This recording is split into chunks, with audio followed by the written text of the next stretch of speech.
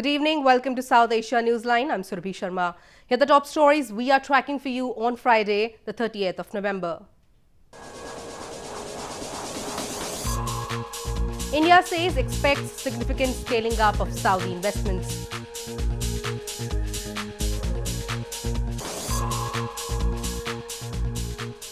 Pakistan needs to deliver outcomes, build trust, says US State Department.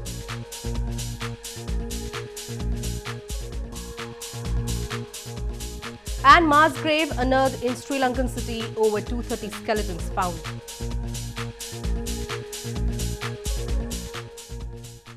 And now for all the details. Saudi Crown Prince Mohammed bin Salman met Indian Prime Minister Narendra Modi on Thursday and discussed plans to scale up Saudi investments in India's technology, farming and energy sectors in the next 2-3 years. The Indian leader is in Argentina to attend the G20, with trade, migration and protectionism to be the hot topic at the summit. Saudi Crown Prince Mohammed bin Salman met Indian Prime Minister Narendra Modi on Thursday and told him about the plans to scale up investments in India's technology, farming and energy sectors in the next 2-3 years. The two leaders, who are in Argentina for the G20 summit, met in the prince's residence in Buenos Aires and also discussed Saudi Arabia's readiness to supply India oil and petroleum products.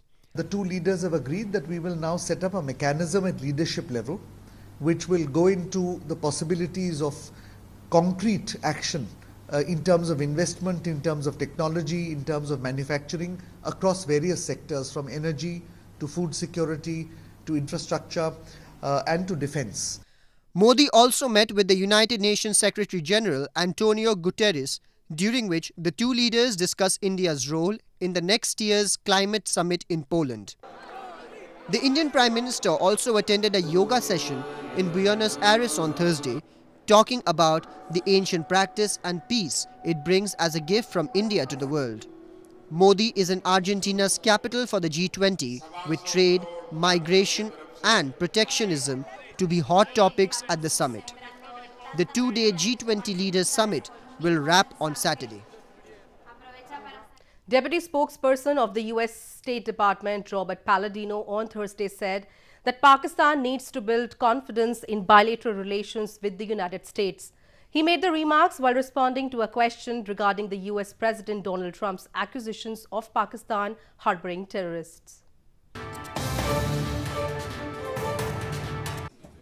Deputy spokesperson of the US State Department, Robert Palladino, on Thursday stressed the need for Pakistan to build confidence in bilateral relations with the United States. Responding to a question regarding US President Donald Trump's frequent accusations of Pakistan harboring terrorists, Palladino emphasized the need for Pakistan to deliver outcome and build trust. He also said that normalization of relations between Pakistan and its neighbor India is also vital to both the countries and the region. The Secretary has emphasized need for Pakistan to deliver outcomes and build confidence and trust between our two countries, and our policy towards Pakistan is clear. Relations between uneasy allies United States and Pakistan have frayed since US President Donald Trump slashed military assistance to Pakistan in January this year. The US accused Pakistan of sheltering militants who stage attacks in Afghanistan. Pakistan denies doing so and has maintained it has sacrificed a lot in the war against terrorism. In news from Afghanistan, soon after a meeting between Afghan officials and international community ended in Geneva, some legal and economic experts are criticizing the government in Afghanistan. The critics claim the prospects for the government leaders to deliver on the promises is very weak. A day after the UN meeting on Afghanistan, some legal and economic experts have said they are skeptical over the implementation of the commitments made by the Afghan government at the Geneva conference. At the summit, the Afghan leaders announced that Afghanistan will be in no need of international aid within the next 5 years through its self-reliant strategy, but analysts argue that the promises made in Geneva are similar to the commitments by government over the past 4 years. They said the prospect for the government leaders to deliver on the promises is very weak. اگر بنیادی ما تغییر نبریم و ما فرضاً با زیربنا و با امنیت و با خود فساد که در افغانستان وجود دارد در رابطه با سکتور خصوصی از بین نبریم این ناممکن است. مهمترین اصل در حکومتداری افغانستان متاسفانه نبود قوانین نیست، بلکه تطبیق و اجرای قوانین است که متاسفانه نهادهای تنفیذ قانون صلابت واقعی در زمینه تطبیق قوانین متاسفانه ندارد. Meanwhile, the Office of the United Nations Assistance Mission in Afghanistan has reaffirmed that the international community will continue its support to Afghanistan even if the Taliban joins the peace process. President Ashraf Ghani's National Security Advisor Hamdullah Mohib said the government has put its step forward and now it is the time for the Taliban to come forward and play a constructive role in the Afghan society. More on news from Afghanistan. Independent Human Rights Commission of Afghanistan on Thursday called on the Afghan government and foreign forces to cooperate in using the most effective methods during clashes to make sure that civilian casualties are prevented. Civilian casualties in the country have increased over the past 2 weeks following a number of airstrikes and night raids in many provinces.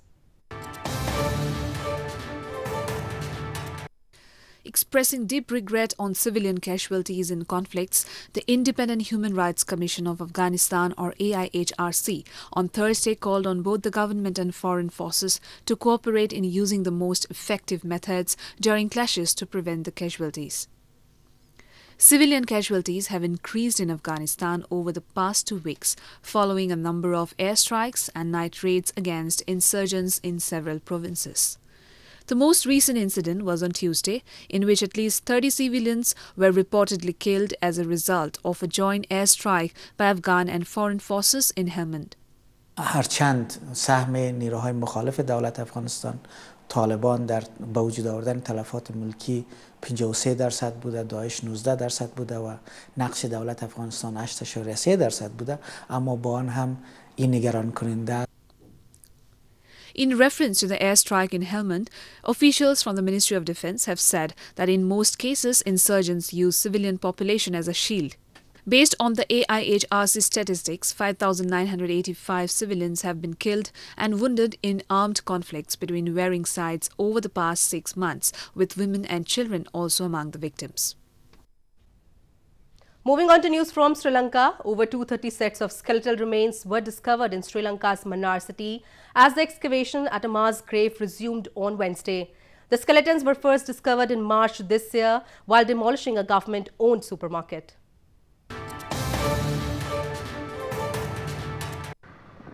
As the excavation at the mass grave in Sri Lankan city of Mannar resumed on Wednesday, over 230 sets of skeletal remains have been discovered.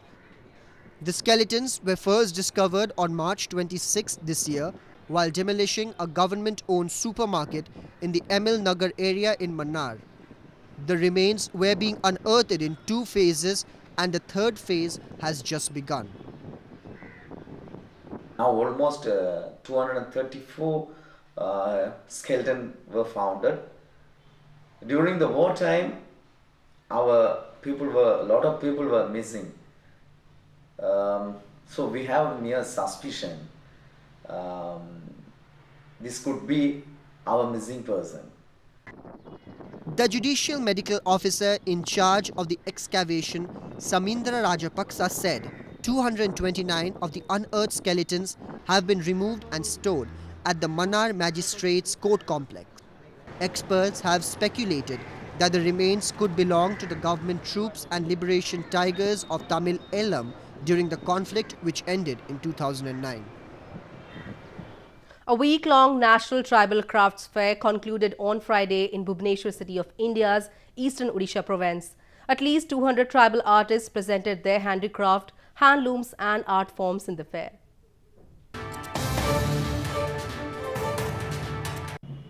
A week-long National Tribal Crafts Fair that concluded on Friday in India's eastern Bhubaneswar city attracted scores of visitors and art lovers from across the country. At least 200 tribal artisans hailing from 14 different provinces displayed their handicraft items, handloom products, bamboo products, pottery, lacquer craft, tribal jewellery, terracotta items, embroidery and tribal paintings in the fair. Waste paper और waste powder और जो paper का अंदर था ना जो bamboo grass ये था, ये भी बहुत स्ट्रॉन्ग, ये भी एक स्ट्रॉन्ग चीज़ होता है। ये सब मिलके तो एक पल्प बना के वो बनाता है।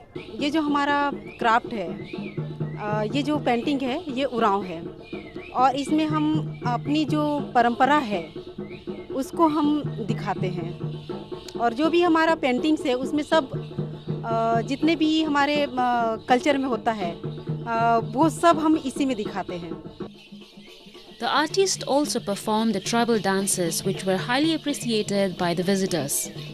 The annual Tribal Crafts Fair provides a unique platform to the different tribes of India to display their art forms and earn a living by selling the products in the urban market. A youth in India's northern Jammu and Kashmir province has started a business venture to promote organic products from Kashmir, including saffron, honey, clarified butter, almonds and herbs in the national and international market.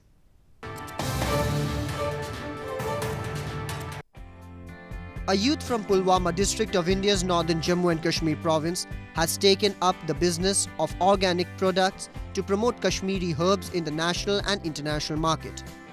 Umesh Kadri, who started Organic Kashmir in 2011 in Srinagar city, has been supplying Kashmiri products including saffron, honey, chili, ghee or clarified butter, almonds and herbs to Canada, Vietnam, Thailand and Singapore.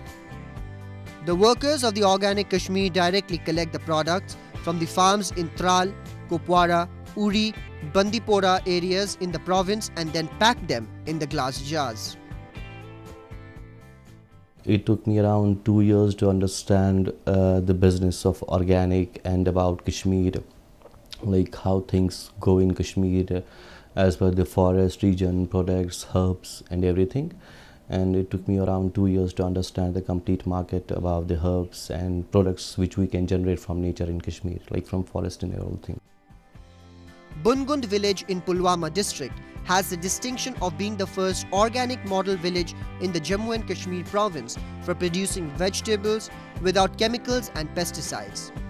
The farmers in the village rely on crop rotation, crop residues, animal manures, off-farm organic waste and biological system of nutrient mobilization for producing organic crops. Well, that's the way it was in South Asia this evening. Before we conclude, the top stories once again. India says expects significant scaling up of Saudi investments.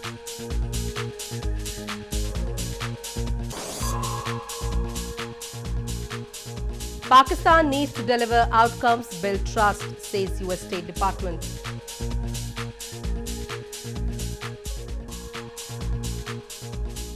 And mass grave unearthed in Sri Lankan city, over 230 skeletons found.